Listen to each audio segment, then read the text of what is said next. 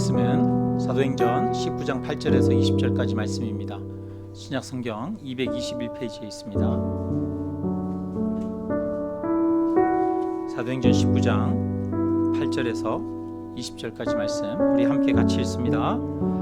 바울이 회당에 들어가 석 달 동안 담대히 하나님 나라에 관하여 강론하며 권면하되 어떤 사람들은 마음이 굳어 순종하지 않고 무리 앞에서 이 도를 비방하거늘 바울이 그들을 떠나 제자들을 따로 세우고 두란노 서원에서 날마다 강론하니라. 2해 동안 이같이 하니 아시아에 사는 자는 유대인이나 헬라인이나 다 주의 말씀을 듣더라. 하나님이 바울의 손으로 놀라운 능력을 행하게 하시니 심지어 사람들이 바울의 몸에서 손수건이나 앞치마를 가져다가 병든 사람에게 얹으면 그 병이 떠나고 악귀도 나가더라. 이에 돌아다니며 마술하는 어떤 유대인들이 시험 삼아 악귀 들린 자들에게 주 예수의 이름을 불러 말하되 내가 바울이 전파하는 예수를 의지하여 너희에게 명하노라 하더라. 유대 한 제사장 스게와의 7 아들도 이 일을 행하더니 악귀가 대답하여 이르되 내가 예수도 알고 바울도 알거니와 너희는 누구냐 하며 악귀 들린 사람이 그들에게 뛰어올라 눌러 이기니 그들이 상하여 벗은 몸으로 그 집에서 도망하는지라. 에베소에 사는 유대인들과 헬라인들이 다 이 일을 알고 두려워하여 주 예수의 이름을 높이고 믿은 사람들이 많이 와서 자복하여 행한 일을 알리며 또 마술을 행하던 많은 사람이 그 책을 모아 가지고 와서 모든 사람 앞에서 불사르니 그 책 값을 계산한즉 은 5만이나 되더라. 이와 같이 주의 말씀이 힘이 있어 흥왕하여 세력을 얻으니라. 아멘. 우리 성도님들 비가 많이 왔는데요, 혹시 비 때문에 피해가 있는 가정은 없습니까? 우리 가정 피해가 있다 이런 가정이 있으면 손 한번 들었습니다. 다행히 우리 성도님들 가정은 비 피해는 없는 것 같습니다. 전국적으로 보니까 폭우가 와가지고 또 생명의 또 피해, 또 여러 경제적인 피해, 재산의 피해 겪으신 분들이 많이 있는데 또 나라를 위해서 기도해 주시면 감사하겠습니다. 우리 사도행전 1장에 보면은 1장 3절에요 예수님이 승천하시기 전에 하신 일에 대해서 말씀하고 있습니다.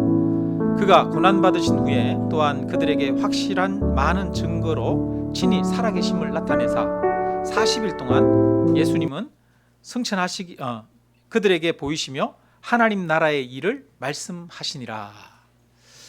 예수님이 승천하시기 전에 사람들에게 40일 동안 보이시고 주로 하신 일이 하나님 나라의 일을 말씀하셨어요. 그러니까 예수님이 마지막에 승천하시기 전에 뭘 했다고요? 하나님 나라에 대해서, 하나님 나라의 일에 대해서 사람들에게 가르치셨습니다. 그게 이제 사도행전 1장 첫 부분에 기록되어 있어요. 자, 그러면 사도행전 28장 마지막에는 어떻게 기록되어 있을까요? 마지막에 30절, 31절을 보면 바울이 온 이태를, 바울이 이때 이제 로마에 온 지 2년 동안 있었거든요. 로마에 오고 나서 2년 동안 자기 셋집에 머물면서 자기에게 오는 사람을 다 영접하고 하나님 나라를 전파하며 주 예수 그리스도에 관한 모든 것을 담대하게 거침없이 가르치더라.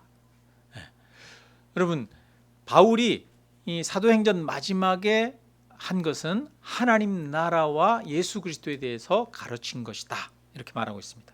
그러니까 사도행전 처음 시작 마치는 곳에 하나님 나라를 전파하고 가르치더라 이렇게 말하고 있는 거예요.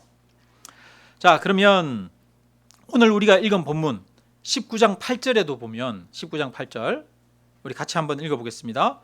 바울이 회당에 들어가 석 달 동안 담대히 하나님 나라에 관하여 강론하며 권면하되. 아멘. 바울이 에베소 교회에서 가르친 것도 무엇이라고요? 하나님 나라에 대해서 가르쳤다는 겁니다. 그래서 사도행전은 이 하나님 나라의 복음이 언제 어디서나 세상 끝날까지 항상 전파되어야 함을 강조하고 있습니다. 오늘 우리들에게도 이 하나님 나라가 기억되어야 하고, 또 저와 여러분을 통해서도 하나님 나라가 증거되고 전파되어야 하는 것입니다. 자, 그러면 여러분, 하나님 나라가 무엇입니까? 하나님 나라. 나라라고 하는 것은 하나님이 통치하고 다스리는 나라를 말하는 거죠. 여러분, 하나님께서 다스리고 통치하십니다. 어디를 다스리고 통치하십니까? 저 천국에 우리가 죽어서 가면은 그 길을 하나님이 통치하고 다스리는 것뿐 아니라 하나님이 지금 이 세상에서도 통치하고 다스리신다는 겁니다. 여러분, 하나님 나라가 저 멀리 있는 것이 아니라 바로 지금 여기에 있는 줄로 믿습니다. 그래서 하나님 나라가 가까이 왔다라고 말합니다. 하나님 나라가 여기 있다라고 말합니다. 여러분, 저와 여러분은 지금 하나님 나라에 사는 것입니다. 이 세상을 다스리는 것은 로마 황제가 아닙니다. 세상의 여러 지식인들이 이 세상을 통치하는 것이 아닙니다. 여러 이방 신들이 이 세상을 다스리는 것도 아닙니다. 이 세상을 다스리는 분은 오직 창조자 되시는 하나님이십니다. 그래서 하나님이 통치하시고 다스리는 나라에 우리는 살고 있는 것입니다. 그런데 당시에 많은 사람들은 그 하나님의 통치를 받아들이지 않았어요. 하나님의 통치를 거부했어요. 그래서 하나님께서 직접 하나님이 다스린다는 사실을 보여주기 위해서 이 땅 가운데 오셨습니다. 그분이 바로 예수 그리스도시죠. 예수 그리스도는 십자가에 죽으시고 부활하셨습니다. 그래서 사망 권세를 이기시고 사단의 권세를 이기셨습니다. 그래서 사단이 이 세상을 다스리는 것이 아니라 하나님이 이 예수 그리스도가 이 세상을 다스리는 만왕의 왕이심을 증명하셨습니다. 세상은 예수 그리스도를 영접하고 예수 그리스도 앞에 무릎 꿇어야 합니다. 만왕의 왕이신 그 예수 그리스도를 구원자로 받아들이고 나를 다스리는 분으로 예수 그리스도를 받아들일 때 저와 여러분은 하나님 나라의 백성이 되는 것입니다. 우리가 예수 그리스도를 믿고 예수 그리스도를 나의 주인으로 왕으로 모실 때 저와 여러분은 구원 얻은 하나님의 백성입니다. 우리는 하나님 나라에 살고 있는 것입니다. 여러분, 지금 어디에 살고 있습니까? 지금 여러분은 하나님 나라에 살고 있습니까? 아니면 인간의 나라에 살고 있습니까? 아니면 대통령이 통치하는 나라에 살고 있습니까? 여러분, 예수님이 날 다스리는 나라, 내가 그 나라에 살고 있음을 오늘 고백할 수 있기를 주님의 이름으로 축원합니다. 바울이 세상을 향해서 담대하게 선언했어요. 선포했어요. 우리가 이 세상에 사는데 우상이 다스리는 나라가 아니라 예수 그리스도가 다스리는 나라의 백성이 될 수 있다. 예수 그리스도가 지금 내 안에 들어와 하나님이 나를 다스리시고 하나님이 나를 통치하신다. 지금 하나님은 우리 가운데 역사하신다라고 그렇게 증거했습니다. 그런데 많은 사람들이 이 복음을 받아들이지 않았어요. 하나님 나라의 통치를 받아들이고 그 나라의 백성이 되기를 거부했습니다. 복음을 비방하는 사람들이 많이 있었습니다. 그래서 우리 9절에 보니까 9절에 같이 한번 읽겠습니다. 어떤 사람들은 마음이 굳어 순종하지 않고 무리 앞에서 이 도를 비방하거늘 바울이 그들을 떠나 제자들을 따로 세우고 두란노 서원에서 날마다 강론하니라. 여기 보니까 3개월 동안, 석 달 동안 회당에서 하나님 나라에 대해서, 예수님에 대해서 증거했는데도 불구하고 마음이 굳은 사람이 있어요. 받아들이지 않는 사람이 있어요. 이 도를 오히려 비방하는 사람들이 있어요. 여러분, 이럴 때는 어떻게 해야 됩니까? 그 사람이 믿도록 끝까지 전해야 됩니까? 아니면 받아들이지 않으면 다른 곳으로 가야 됩니까? 그죠? 안타까운 일이지만 복음을 받아들이지 않는 사람을 끝까지 설득하고 그 사람을 믿도록 하는데 모든 에너지를 낭비할 수는 없잖아요. 바울은 앞으로 더 많은 일들을 해야 하지 않습니까? 그래서 바울은 어쩔 수 없이 받아들이지 않는 사람을 떠나서 제자들을 따로 세우고, 그러니까 복음을 받아들이는 사람들을 따로 세워서 두란노 서원에서 날마다 강론하니라, 그들을 가르쳤습니다. 그러니까 여러분, 우리가 복음을 전하는데 복음을 받아들이지 않는 사람들이 있어요. 여러분, 그런 사람들에게 지나치게 모든 것을 다 쏟을 필요는 없어요. 오히려 복음을 받아들이는 다른 사람들을 찾고 그들을 양육하고 훈련시키는데 에너지를 쏟아야 하는 것이죠. 그래서 바울은 두란노 서원에서 예수 믿는 사람들을 양육하기 시작했습니다. 그런데 이 두란노 서원은 일종의 학교 건물이에요. 이 당시에 철학을 배우는 철학 학교들이 있었던 것 같습니다. 이 두란노 서원에는 오전에만 강의가 있고 오후에는 강의가 없었다고 해요. 그러니까 이 건물은 지금 이 바울이 지은 건물이 아닙니다. 바울이 새들어서 살고 있는 거예요. 그러니까 다른 학교 건물에 비는 시간에 거기서 그리스도인들이 모여서 말씀을 배운 겁니다. 이 두란노 서원이 비는 시간이 주로 오전 11시에서 오후 4시까지 사이였다고 해요. 우리나라에는 보면 오전 11시부터 오후 4시까지 여러 건물들이 있으면 그 건물들에 사람들이 많이 있는 시간입니까? 없는 시간입니까? 있는 시간이죠. 사람들이 많이 건물을 사용하는 시간이에요. 그런데 이 지역은 오히려 건물들이 비어있는 시간이라는 거예요. 왜요? 왜냐하면 이 에베소 지역은 터키 남부 지역인데 굉장히 더운 지역입니다. 지금도 아주 더운 나라는 낮잠 자는 시간이 있더라고요.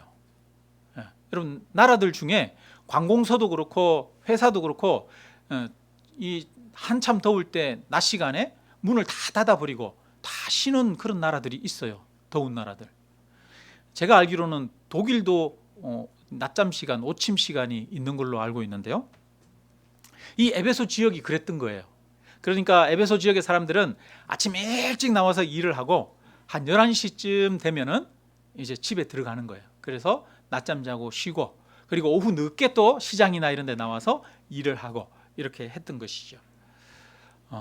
우리 조이수 장로님도 보니까 새벽에 농사 짓는데 4시, 5시 되면 들 나가셨다가 그 다음에 한 8시, 9시 되면 집에 들어오시고 낮에 이렇게 집에 가시면 낮에는 항상 집에 이렇게 계시더라고요. 더우니까 여름에. 그렇죠. 그리고 이제 한 3시, 4시 되면 또 이제 오후에 일하러 가시고 그렇게 하시더라고요. 그러니까 에베소 지역도 그런 거예요. 그런데 그러면 이 바울은 언제 사람들에게 말씀을 가르쳤을까요? 두란노 서원이 비는 시간, 언제부터 언제까지? 11시부터 오후 4시 정도까지 거기에서 말씀을 가르쳤다는 거예요. 그러니까 거기 말씀을 배우러 오는 사람들은 아침 일찍 새벽부터 나와가지고 일하고, 그 다음에 이제 더워졌을 때 두란노 서원에 가서 거기에서 말씀을 배우고, 그 다음에 시원해졌을 때 집에 들어가는 게 아니라 다시 나와서 일하고 집에 들어갔다는 거예요. 남들 다 쉬는 시간에 와서 말씀을 배웠다는 거예요. 두란노 서원에 있는 사람은. 바울은 어떻습니까? 바울도 마찬가지죠. 바울은 복음을 전하면서 항상 경제적인 후원을 받아가지고 넉넉하게 그렇게 생활하지를 못했습니다. 바울은 복음을 전하러 다니는 곳마다 먹고 입고 쓰는 것을 스스로 벌어야 했습니다. 그래서 시장에 가서 천막 만드는 일을 했어요. 그러니까 바울도 복음을 전하기 위해서 아마 아침에 일찍부터 나와서 시장에서 천막 만드는 일을 했을 겁니다. 그리고 11시쯤 돼서는 두란노 서원에 가서 거기에서 말씀을 가르쳤습니다. 언제 말씀을 가르쳐요? 남들 다 쉬는 시간에. 남들 다 쉬는 시간에 말씀 배우고 남들 다 쉬는 시간에 말씀을 가르쳤다는 거예요. 우리가 이런 고사성어 있잖아요. 주경야독, 그죠? 낮에는 밭 깔고 밤에는 책 읽고 그런다는 거 아닙니까? 남들 다 쉬는 시간에 책 읽는다는 거예요. 그리스도인들이, 에베소에 있는 그리스도인들이 남들 다 쉬는 시간에 주경야독 하듯이 성경을 배운 거예요. 그러니까 하나님의 말씀에 대한 열정이 있었죠. 하나님의 말씀을 듣고 알고자 하는 그런 간절한 마음이 있었던 것입니다. 이 그 뜨거운 날씨보다도 오히려 말씀을 배우려고 하는 그 열정이 더 뜨거웠던 겁니다. 바울은 이렇게 2년 동안 두란노 서원에서 말씀을 가르쳤어요. 그리고 말씀을 가르치는 이 사역이 드디어 큰 영향력을 끼치고 또 효과를 나타내게 됩니다. 10절을 우리 같이 읽습니다. 2해 동안 이같이 하니 아시아에 사는 자는 유대인이나 헬라인이나 다 주의 말씀을 듣더라. 아멘. 여러분, 2년 동안 두란노 서원에서 말씀을 가르친 결과 아시아 에베소 지역뿐 아니라 그 인근에 있는 아시아 지역에 있는 모든 사람들이 유대인이나 헬라인이나 다 주의 말씀을 듣더라. 여러분, 그런데 이상하지 않습니까? 아시아에 있는 모든 사람들이 두란노 서원에 이 바울에게 찾아와서 거기에서 말씀을 들었을 리는 없잖아요. 세상 사람들은 말씀에 대해서 관심도 없잖아요. 그죠? 그런데 그 한낮에, 뜨거운 낮에 쉬는 시간에 일부러 두란노 서원까지 찾아와서 에베소에 있는 모든 사람들이, 그리고 그 주변에 근방에 있는 사람들이 두란노 서원까지 와서 바울에게 말씀을 들었을 리는 없죠. 바울은 믿는 제자들에게 두란노 서원에서 가르쳤을 뿐이에요. 여러분, 그렇다면 어떻게 아시아에 있는 모든 사람들이 다 주의 말씀을 듣더라 라고 말하고 있을까요? 바울이 아시아에 있는 모든 사람들을 일일이 만나가지고 그 사람들에게 복음을 전했을까요? 아마 그것도 아닐 겁니다. 그러면 어떻게 이런 일이 일어났을까요? 바울은 두란노 서원에서 말씀을 열심히 강론하고 가르쳤습니다. 그리고 이 두란노 서원에는 여러 아시아 지역에서 사람들이 말씀을 배우러 왔습니다. 요한계시록에 보면 아시아에 있는 7교회에 편지하노니 이렇게 말하거든요. 그 아시아에 있는 7교회가 에베소 교회, 서머나, 버가모, 두아디라, 사데, 빌라델비아, 라오디게아 교회입니다. 그런데 이 아시아에 있는 7교회 중에 에베소 교회가 중심적인 역할을 했어요. 아마 바울은 이 두란노 서원에서 말씀을 가르치고 인근 각처에서 말씀을 배우러 두란노 서원에 온 사람들이 자기가 사는 지역으로 가서 그곳에서 말씀을 전한 것이죠.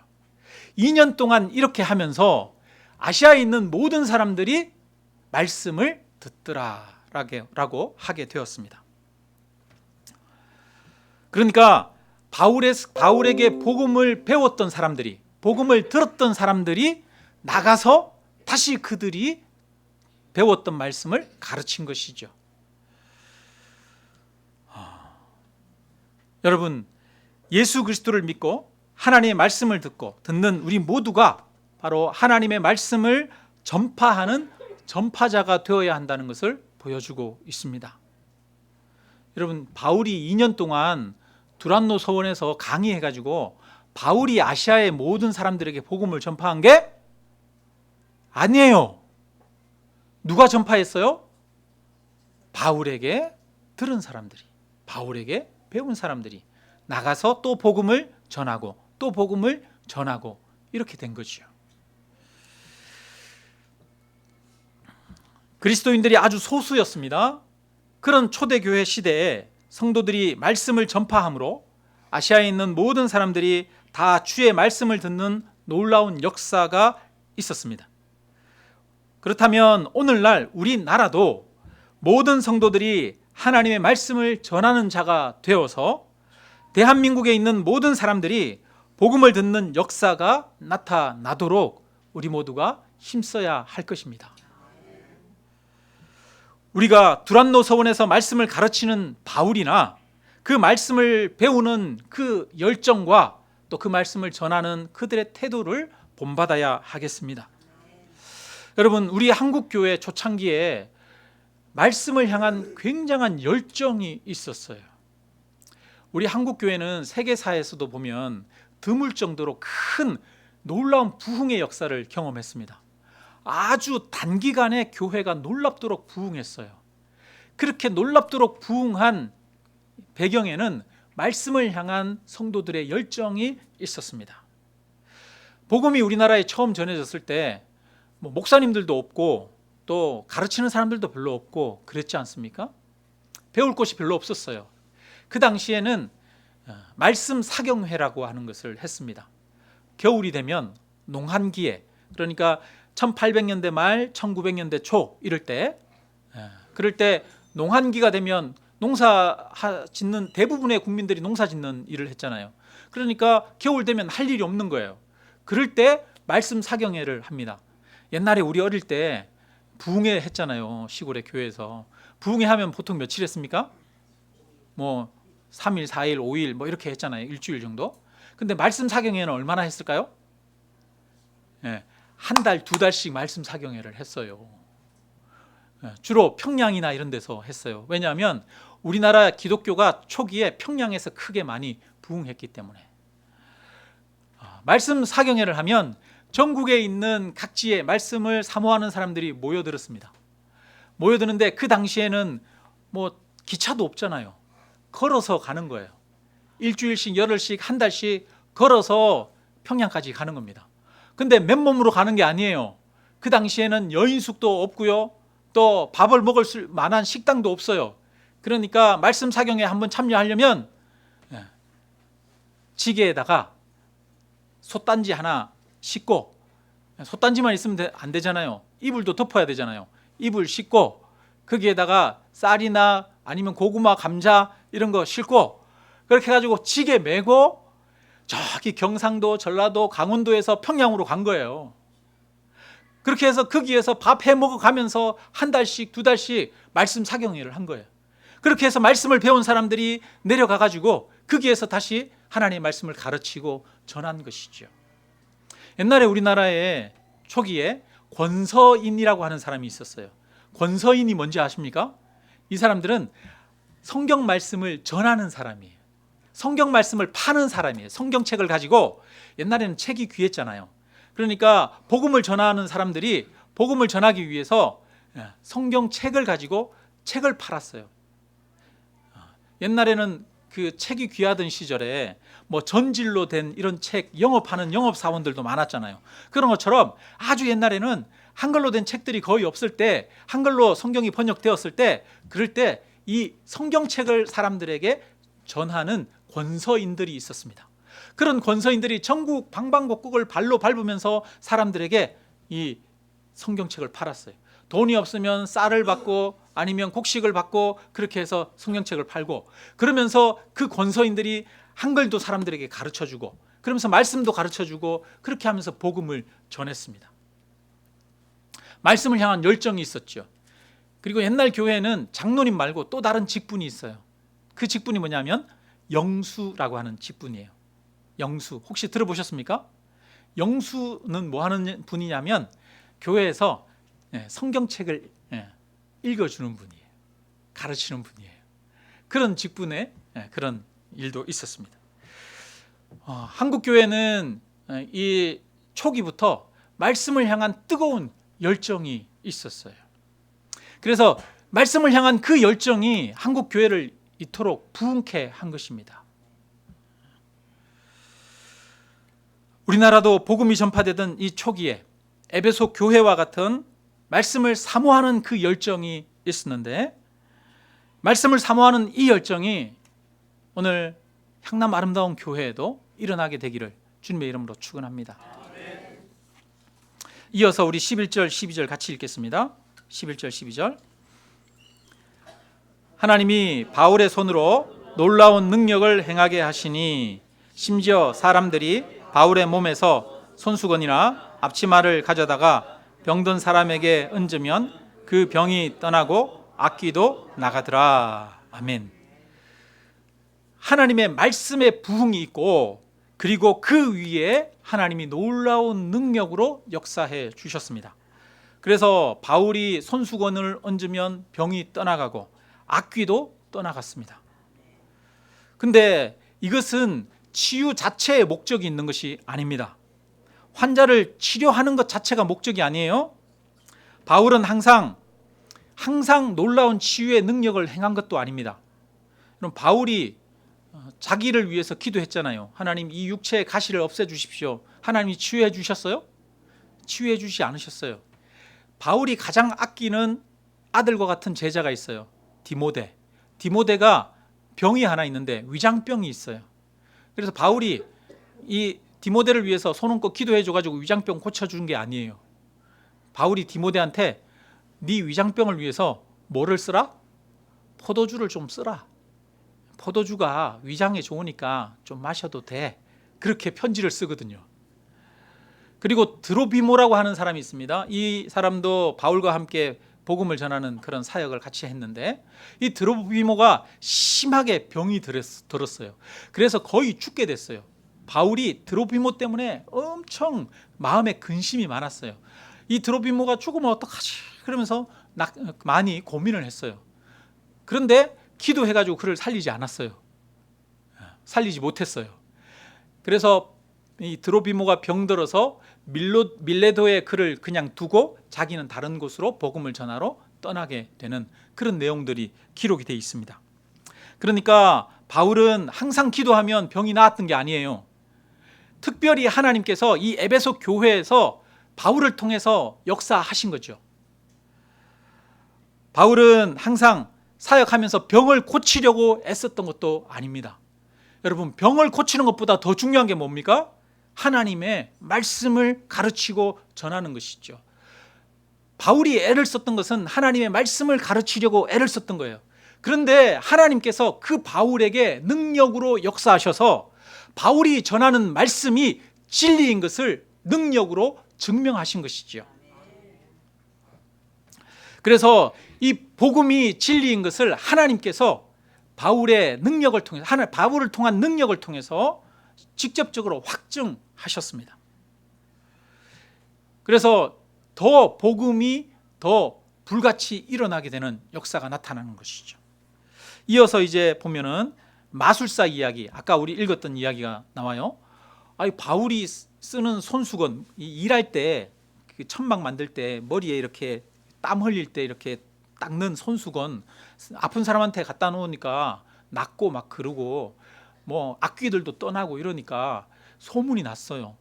그러니까 사람들이 그걸 보고 흉내를 내기 시작합니다.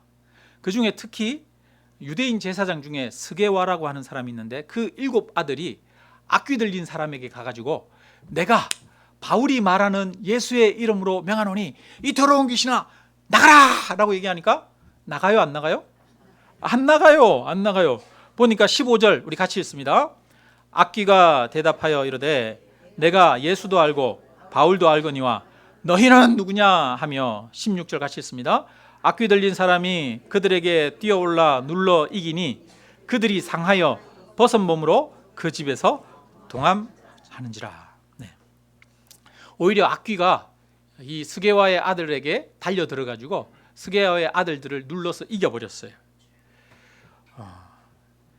여러분, 예수의 이름을 주문 외우듯이 외운다고 해서 능력이 나타나는 것이 아니지 않습니까? 예수의 이름을 마치 주문 외우듯이 나의 만족과 나의 유익을 위해서 사용하는 것은 오히려 하나님의 이름을 망령되이 일컫는 것 아니겠습니까? 예수님은 우리가 마음대로 그 이름을 그냥 사용할 뿐이 아니라 예수님은 실제로 살아계신 하나님이시고 만왕의 왕이시고 찬양과 경배를 받으시고 모든 사람들이 믿고 순종하며 따라야 할 분인 것이지요. 이 예수님에 대한 믿음이 없이 단순히 주술처럼 주문처럼 외우는 그 이름은 오히려 예수님의 이름을 모욕하는 것일 뿐입니다. 그래서 이 스게와의 7 아들의 일이 그 당시에 에베소에 있는 모든 사람들에게 다 소문이 났어요. 바울이 예수의 이름으로 선포하면 귀신이 떠나가는데, 다른 사람들이 내가 예수의 이름으로 명하노니 떠나라 그러니까 정말 믿지 않는 사람들은 그런 역사가 나타나지 않는 거죠. 이런 일들이 일어났습니다. 그러자 이 일로 인해서 정말 예수님을 믿는 것이 중요하구나 라는 것을 사람들이 느끼게 된 것이죠. 그리고 나서 18절 우리 19절 같이 읽습니다.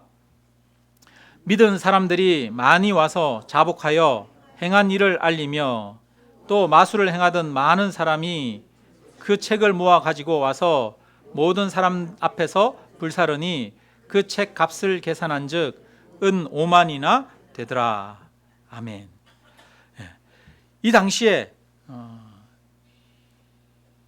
믿은 사람들이, 이 일을 통해서 예수님을 믿는 사람들이 많아졌습니다. 그리고 믿은 사람들이 와서 자복하여 자기가 행한 일을 알렸습니다. 그동안 예수님을 믿고 따른다고 했지만 여전히 이 사람들 가운데는 미신적인 행동이나 이런 것들이 많이 있었던 거죠. 그러면서 그들이 자복하면서 온전히 전심으로 예수님만 믿고 따르기로 결단하는 일들이 일어났어요. 그리고 또 마술을 행하던 많은 사람들이 있었다는 거예요. 이 당시에 에베소는 마술이나 미신 숭배의 본산이라고 할 수 있습니다. 당시에 여러 주술책들, 여기 보니까 마술책들 이런 것들이 많이 있었대요. 그 값이 불태웠는데, 모아서 불태웠는데 은 5만이나 된대요. 은 5만은 지금으로 따지면 50억이 넘는 돈입니다.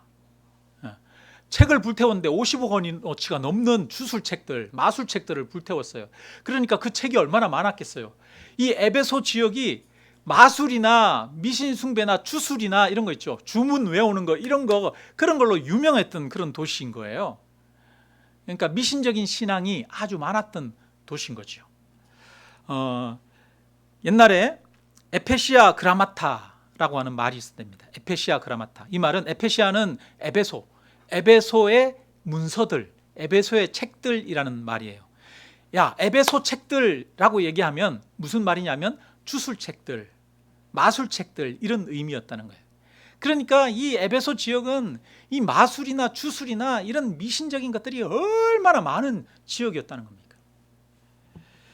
그러니까 미신의 본거지가 바로 이 에베소였던 겁니다. 그런데 그곳에서 사람들이 자기가 가지고 있던 마술책을 가지고 와서 그것을 모아가지고 불태우는 일이 일어난 거예요. 어마어마한 일이 일어난 거죠. 어마어마한 일이. 자기들이 살아왔던 삶의 방식, 자기들이 믿고 왔던 어떤 문화적인 형태, 이런 것들을 다 버리는 역사가 일어난 거예요. 회개의 역사가 일어난 거죠. 사회가 변화되는, 사회 변혁의 물결이 일어난 거예요. 여러분, 참 놀랍지 않습니까? 사회 개혁 운동이 일어난 거예요. 사회가 개혁되는 개혁 운동이.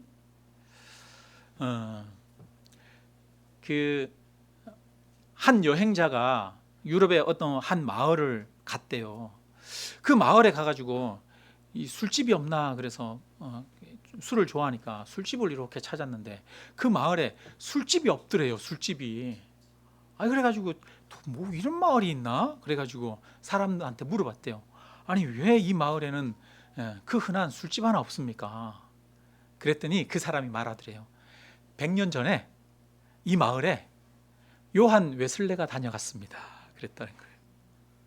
여러분, 요한 웨슬레 아주 유명한 부흥 운동가였지요. 설교자였습니다. 그 요한 웨슬레가 그 마을을 한번 지나갔는데 그 마을이 완전히 뒤집어진 거예요. 변화된 거예요. 술집이 없어진 거예요. 그러니까 복음이 사회를 변화시킨 거예요. 세상을 변화시킨 거예요. 그 마을을 바꾼 거예요. 복음이.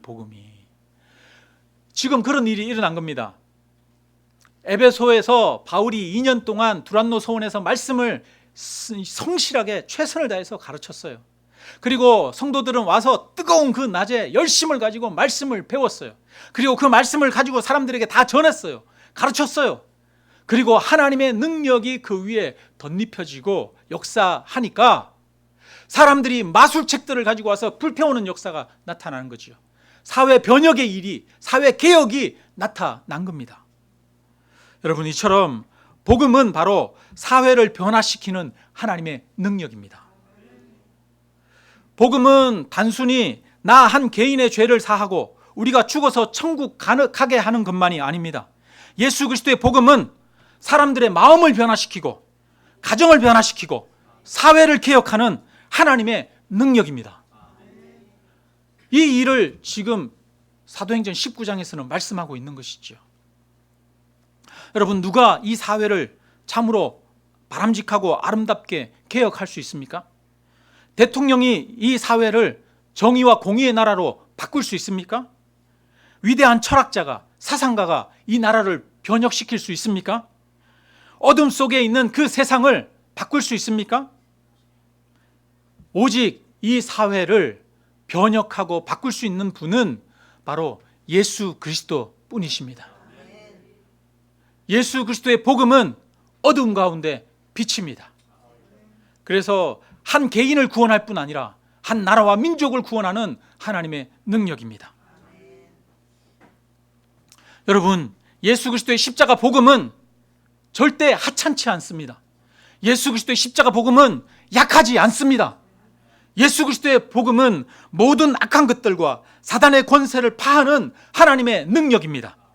예수 그리스도의 복음은 세상을 변화시키는 하나님의 능력입니다. 이것을 믿으시기를 주님의 이름으로 축원합니다. 그러면 어떻게 해야 되겠습니까? 이런 변화가, 이런 변혁이 일어나기 위해서는 말씀의 역사가 있어야 하는 것이죠. 20절에 말합니다. 20절 우리 같이 한번 읽겠습니다. 이와 같이 주의 말씀이 힘이 있어 흥왕하여 세력을 얻으니라. 아멘. 여러분, 주의 말씀이 힘이 있어 흥왕하여 세력을 얻으니라. 바울이 두란노 서원이라고 하는 그 건물에서 매일 낮 시간에, 뜨거운 낮 시간에 박혀서 거기에서 몇몇 사람들 모아놓고 말씀을 가르쳤어요. 그렇게 해서 몇몇 사람들을 모아놓고 말씀을 가르친 그 말씀이 흥왕하여 세력을 얻게 되어진 것이죠. 여러분, 하나님의 말씀을 사모하고 하나님의 말씀을 배우고 그 말씀으로 살아가고자 하는 사람들의 능력은 결코 약하지 않습니다. 저와 여러분이 하나님의 말씀을 사모하고 배우기를 힘쓴다면, 따르기를 힘쓴다면 그것은 절대 약한 것이 아닙니다. 그 말씀을 사모하는 그 능력이 우리에게 역사하여 저와 여러분을 통해서 하나님께서 많은 역사들을 일으키실 줄로 믿습니다. 그래서 우리도 에베소 성도님들처럼, 바울처럼 말씀을 가르치고 말씀을 배우는, 사모하는 그런 뜨거운 열정이 다시 불붙듯 일어나기를 주님의 이름으로 축원합니다. 마지막으로 한 가지만 좀 더 말씀드리겠습니다. 그럼 우리가 한 가지 기억해야 될 것이 있어요. 많은 성도님들이 복음으로 이 사회를 변혁해야 된다, 이렇게 말합니다. 물론 맞습니다.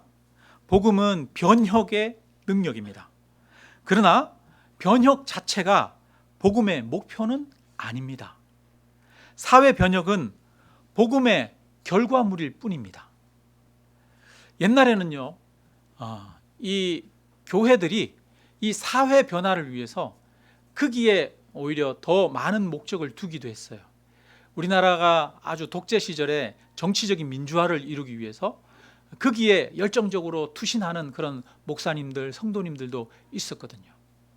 그런데 여러분, 교회의 목적은 사회를 변혁시키는 게 교회의 1차적인 목적이 아니에요. 교회의 1차적인 목적은 무엇입니까? 그렇죠. 예수 그리스도 복음을 증거하는 거예요. 복음은 사회, 경제, 정치적인 것으로 환원될 수 없고, 교회는 인간 사회를 발전시키는 기관으로 환원될 수 없습니다. 교회는 사회 변화를 위한 시민단체가 아닙니다. 교회는 문화단체가 아닙니다. 교회가 세상의 단체들이나 정치 집단과 혼동되어서는 안 됩니다. 복음이 정치 이데올로기와 혼동되어서도 안 됩니다. 복음은 자본주의도 아니고 공산주의도 아닙니다. 복음은 민주주의도 아닙니다. 복음은 살아계신 하나님, 십자가에 달리신 우리를 구원하신 예수 그리스도를 가르치는 것입니다. 진정한 복음화는 결과적으로 사회 변혁으로 나타나지만 이것은 복음의 결과물일 뿐이라는 거예요. 지역 교회의 주된 목적은 복음을 전하고 제자를 삼고 현 시대에 예수 그리스도의 충실한 제자가 되도록 성도들을 준비시키는 것입니다. 교회가 힘써야 하는 것은 기본적으로 하나님 나라의 복음을 사람들이 듣고 이해하고 받아들이게 하는 것입니다. 두란노 서원에서 바울은 문화운동을 일으킨 게 아닙니다. 복음을 가르쳤어요. 복음을. 그런데 이 복음이 에베소 사회를 변화시키는 능력으로 나타났습니다. 그러므로 저와 여러분도 이 복음의 능력, 그 능력을 경험하는 그런 저와 여러분이 되시기를 주님의 이름으로 축원합니다. 에베소 성도들이 사랑했던 것처럼, 복음을 사랑했던 것처럼 저와 여러분도 하나님의 말씀을 사랑하는 역사가 있기를 주님의 이름으로 축원합니다. 우리 함께 찬양